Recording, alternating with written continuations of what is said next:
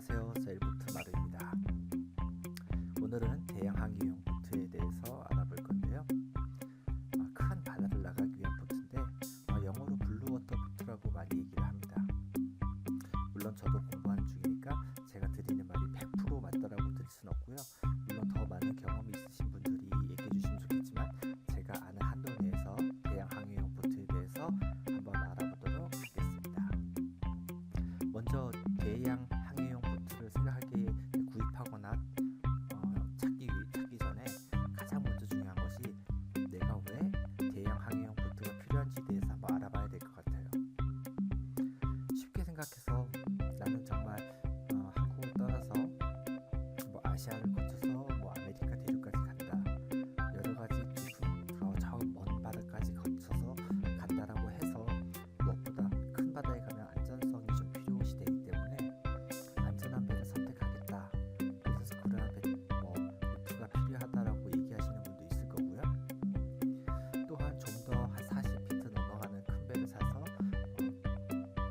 그 보트 내에서의 생활을 좀 여유롭게 하기 위해 해야겠다. 그러한 목적으로 찾으시는 분들도 있으실 거예요. 근데 제가 생각하기로는 이 목적이 가장 중요한데요. 이 두 가지 목적 중에 대다수 있을 거라고 생각하지만 사실 목적지에 가기 위한 수단으로 대형 항해용 보트를 구입하시는 분이 많으실 건데 제 생각에 크루징 중에 목적지로 가는 시간은 그렇게 길다라고 생각되진 않아요.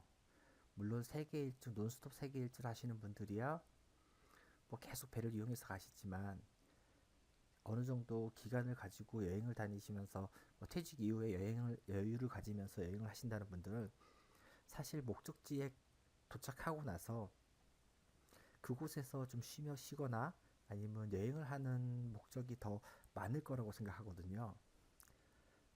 여러 가지 요트 관련된 커뮤니티를 보면 사실 목적지에 가기 위한 수단은 한 10% 정도밖에 사용이 안 된다고 해요.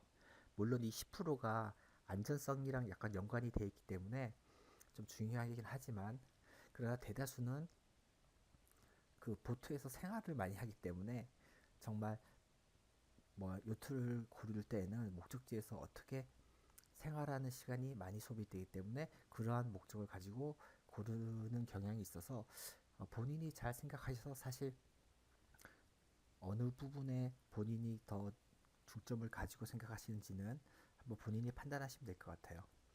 일반적으로 목적지에 가기 위한 수단으로 안전성을 따진다 그러면 풀킬에 모노헐인 커터슬로프 정도의 요트를 선택하시지만 목적지에서 생활의 중심이 있고 좀 안락한 여행을 하고자 하시는 분들은 카타마란 종류를 많이 선택하시더라고요. 첫째로 이제 거기서 생활할 수 있는 공간이 넓고 그 다음에 카타마란 같으면 흔들림이 적어서 약간 안정적이다. 그래서 선택하시는 경향이 있는데요. 대형 항해용 보트를 찾으실 때는 먼저 목적에 따른 선택을 하시면 좋을 것 같습니다.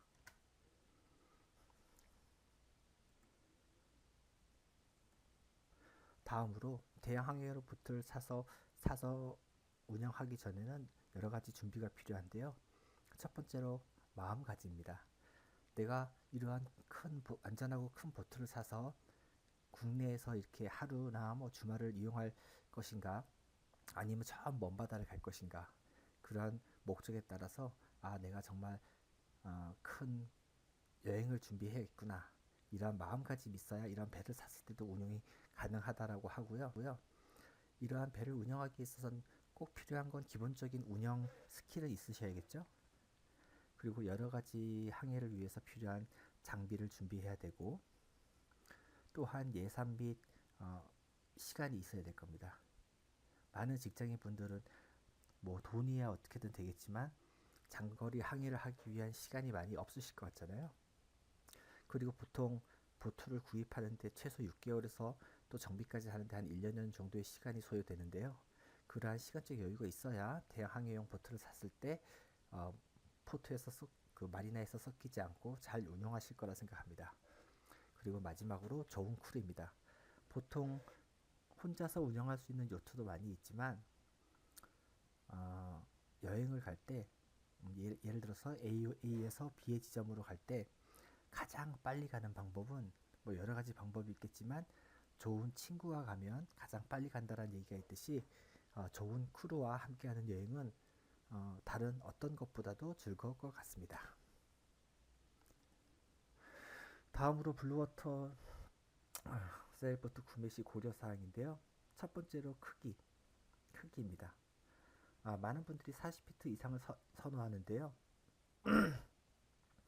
어떤 몇 명의 인원이 가느냐, 얼마의 비용으로 가느냐, 그 다음에 내가 그 큰 보트를 운영할 수 있느냐에 따라서 크기를 선택하시면 됩니다. 제가 아는 범위 내에서 말씀드리면 보통 연인끼리 단둘이 가는 항해에서는 보통 한 40피트 이하를 많이 선택을 하고요. 그 다음에 보통 뭐 두 가족 한 4명 이상이 간다 그러면은 40피트 이상의 요트를 많이 선호하는 걸 보았습니다. 또한 이러한 요트의 크기는 비용과도 많이 밀접한데요. 최초 배를 구입할 때도 많은 비용이 들겠지만 또한 어느 나라에 가서 마리나에 정박할 때 보통 배의 길이에 따라서 금액이 달라지기 때문에 배가 길수록 더 많은 비용이 들어간다는 점.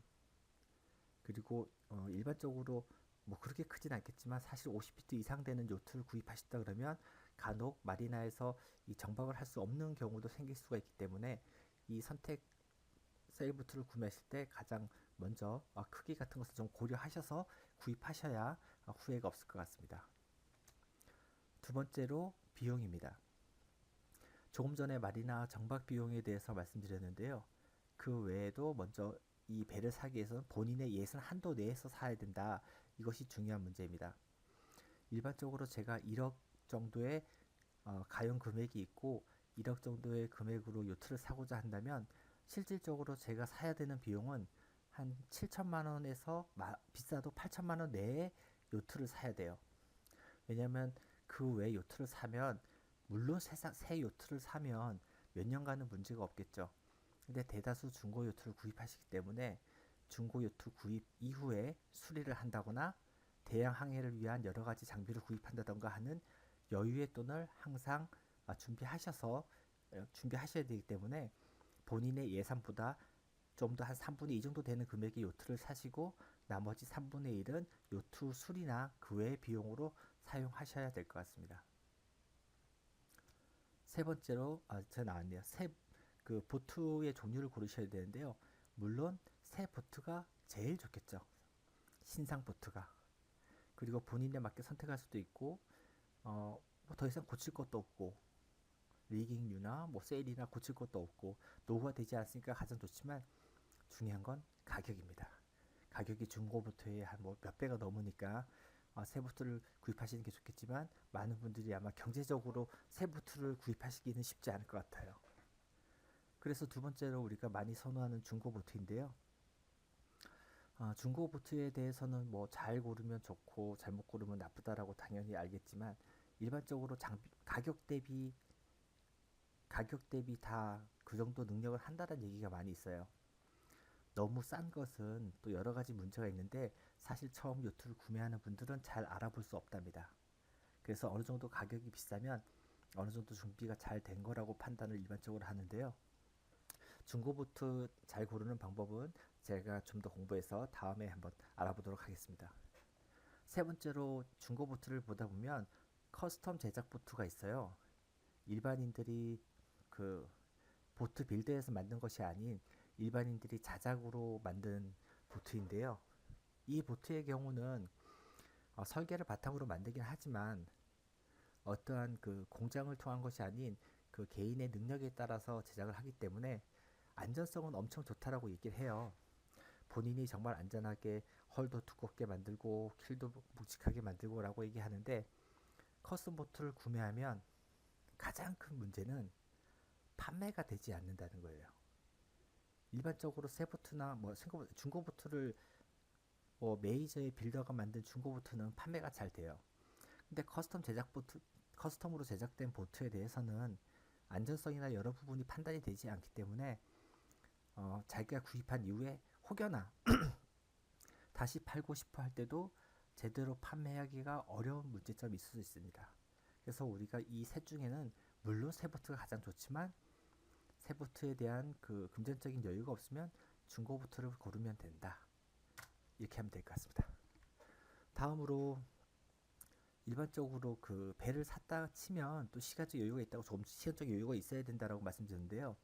사실 배를 사서 바로 떠나시는 분들은 그렇게 흔치 않을 겁니다.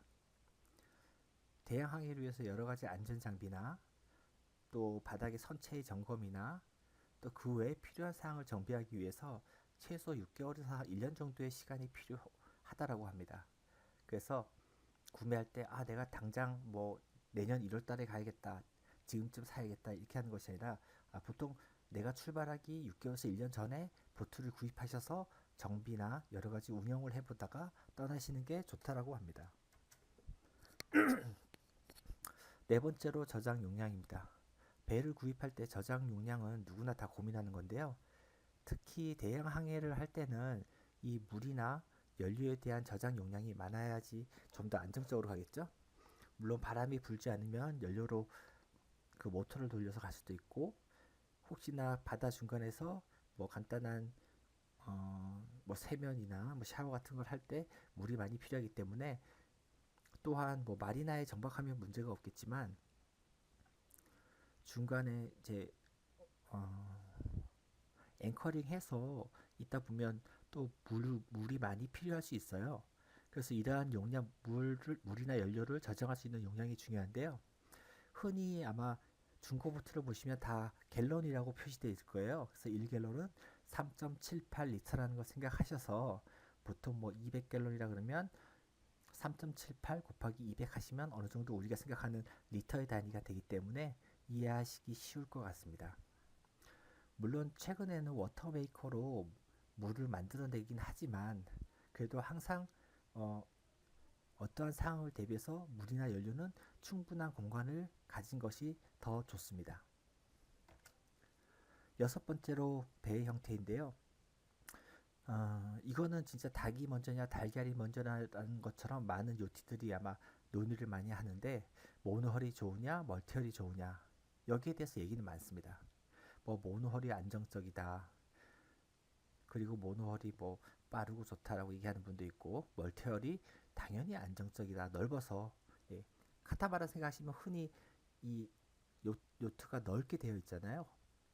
그래서 넓고 안정적이다, 그리고 요트에서 생활할 때도 흔들림이 적어서 힐링이 적어서 충분히 여유롭게 지낼 수 있다, 이런 얘기 하시는데 뭐 다 장단점이 있습니다.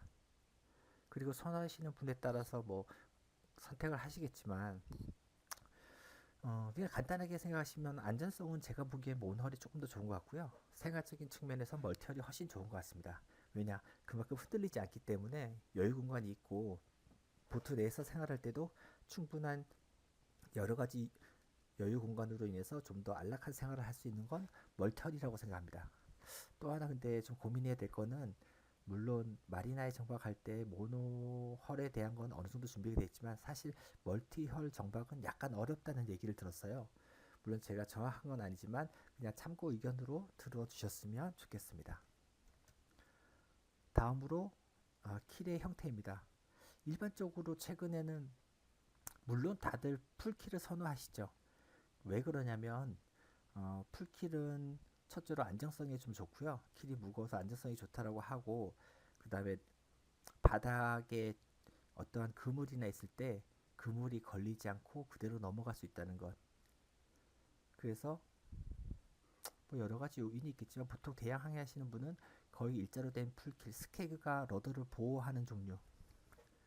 여기 보시면 이쪽이 이제 스케그가 있는데, 스케그가 이 러더를 보호할 수 있으면 그물이나 이물질에 걸렸을 때 그냥 쭉 타고 그대로 지나갈 수 있다는 점이 많은 장점이고요. 하체가 튼튼하다는 얘기도 있습니다.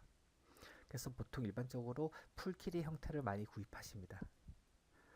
여덟 번째로는 혼자 조종이 가능한 시스템인데요. 물론 여럿이 떠나면 문제가 없겠지만, 단란한 뭐 연인끼리나 아니면 가족 단위로 이동을 했을 때는 무엇보다도 조종이 쉬워야 할 것 같아요. 그래서 펄링 시스템이나, 왜냐하면 자동적으로 쉽게 혼자 잡아당겨서 세일을 펼칠 수 있는 펄링 시스템이나, 그 다음에 오토파일럿 같은 바람을 이용해서 그 자동적으로 오토파일럿 같은 역할을 하는 윈드베인, 그리고 물을 만드는 워터메이커, 그리고 어떻게 어, 풍력 발전기나 태양열 발전기를 통한 뭐 전력 공급 이런 고민해야 되고, 특히 또 엔진 얘기도 많이 하더라고요. 엔진도 저희는 별로 그렇게 고민하고 있지는 않겠지만, 많은 분들이 엔진 같은 경우에도 어, 고장이 났을 때 신속하게 부품 수급이 쉬운 엔진으로 많이 고르려고 합니다. 네.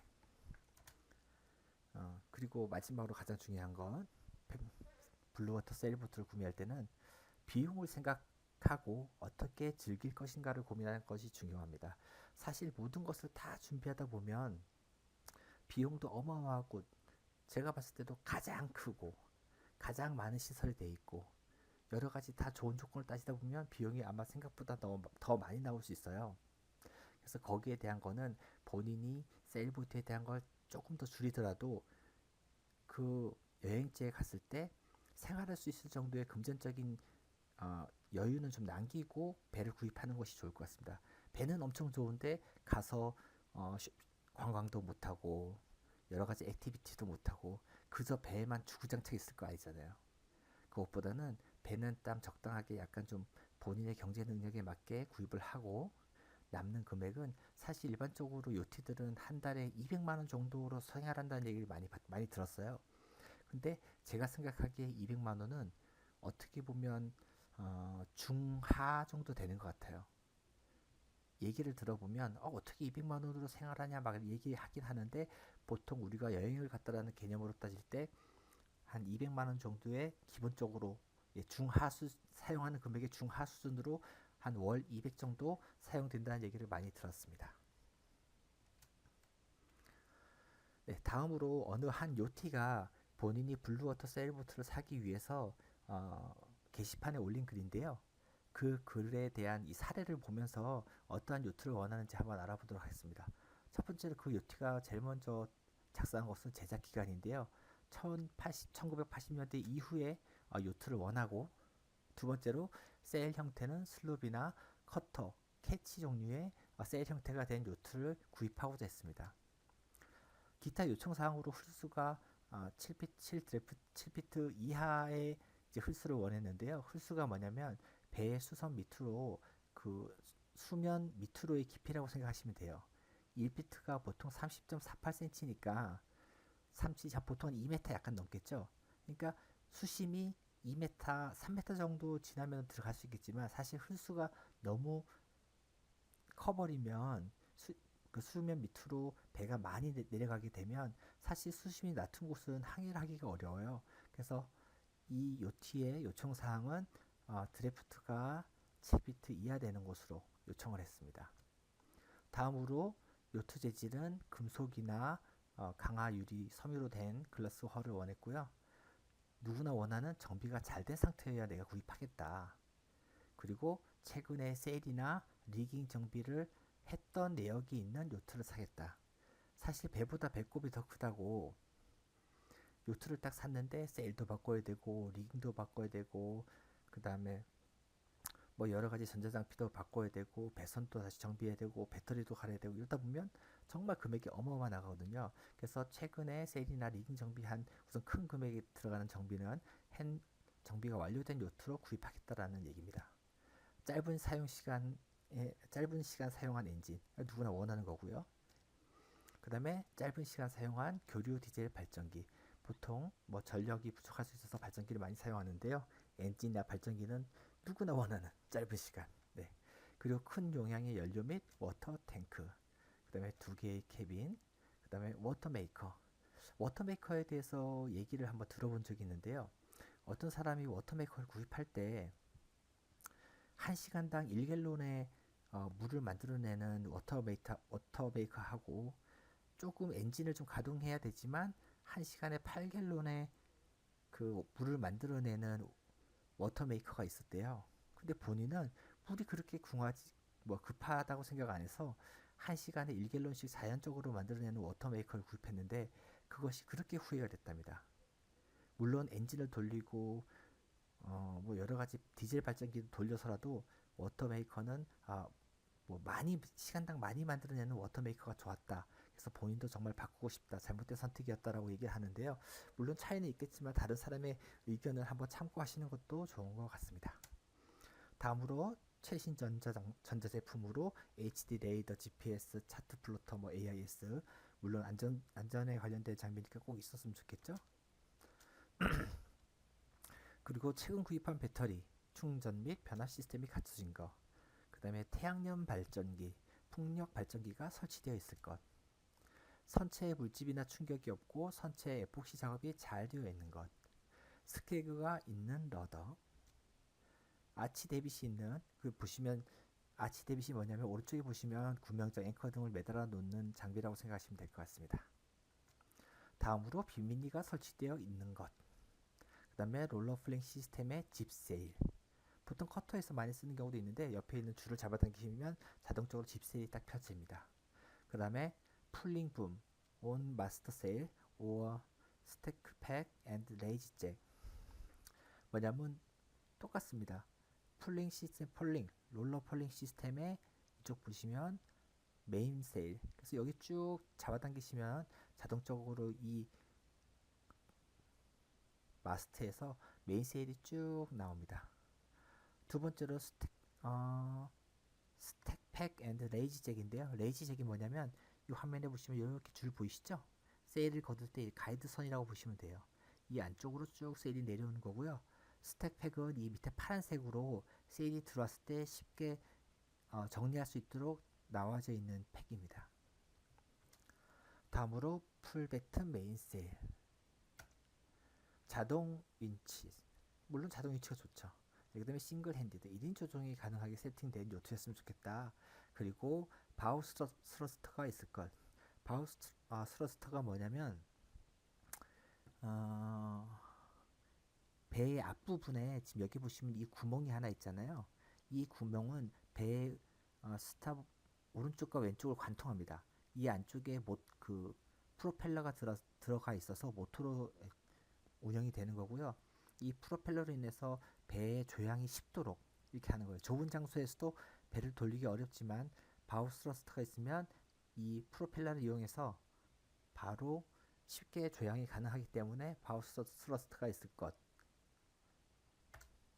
마지막으로 손상 기록이 없는 것. 네, 일반적인 어느 요트의 대양 항해용 요트 구매하는 목록을 보고 설명해 드렸는데요. 제가 처음에 말씀드렸다시피 무조건 많은 분들이 선호하는 무조건 크고 무조건 안전성이다 해서 많은 비용을 소비해서 구매하시기보다는 본인이 가는 여행 목적에 맞춰서 정말 적은 인원, 연인이 가는데 막 40피트, 50피트 배 사서 크게 맨날 힘들어하고 정박할 때 큰 비용 내기보다는 가는 인원이나 목적에 맞게 배를 선택하시면 좋을 것 같고요. 사실 항해하는 것은 요즘에 여러 가지 기상이나 이런 것을 보고 최소한 8, 7 정도의 기상을 볼 수 있잖아요. 물론 안전성이 되게 중요해요. 라이프 래프트나 이프브 같은 건 꼭 구입해야 되겠지만, 그러니까 구명 떼목이나 그 다음에 물에 들어가면 비상 신호를 낼 수 있는 것은 꼭 있어야 되겠지만, 무엇보다도 사람이라는 것은 돈을 무시할 수 없잖아요. 그래서 항상 모든 장비를 구입할 때는 안정성을 기준으로 하되 본인의 예산보다 약간 조금 여유 자금이 있을 정도의 배를 구입하시는 것이 좋다. 그리고 사실 A 지점에서 B 지점까지 갈 동안의 안전성하고 다 중요하지만 누구랑 가느냐, 그리고 목적지에 가서 어떻게 즐기느냐, 이 부분도 같이 고민하면 더욱 좋을 것 같습니다. 네, 오늘 여기에서 마치겠습니다. 감사합니다.